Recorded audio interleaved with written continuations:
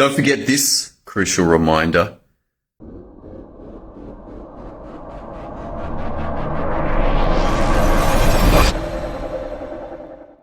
I just had a fairly massive day. So I've been consulting and got home around 5:30. Then for the last 2 hours, we've been packing up, made dinner, cleaned up because we're heading out to Uluru tomorrow.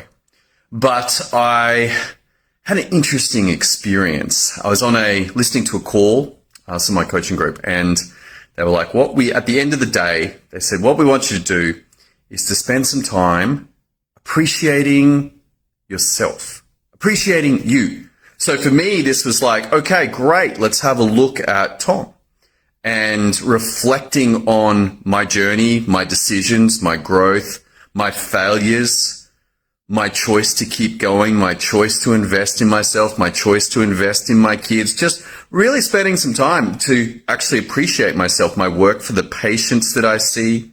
And the invitation, if you're watching this, then how often do you ever do that for yourself? Because without the reminder, without that clear direction, I wouldn't have done it.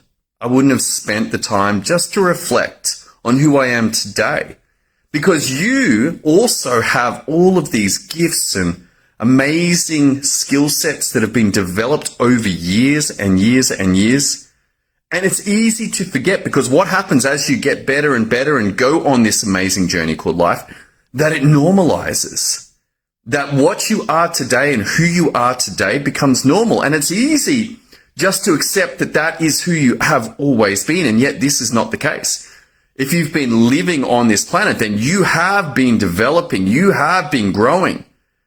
For us as doctors, it could have been the last, I don't know, let's see, GP wise now, I think I graduated 2012 with my exams. So 11 years of consulting. Before that, FRACGP, going through the training programs. Before that, medical student. Before that, high school, plus everything else going on, raising children, being in relationship with my wife, learning, building houses, making mistakes, stuffing stuff up, learning all sorts of things that I didn't know, but now I know how to do that stuff. I'm like, wow, it's easy. And also to appreciate what's still to come, particularly for me around surfing. I just made two waves so far on a 6-foot board, which is this has been a dream of mine for years.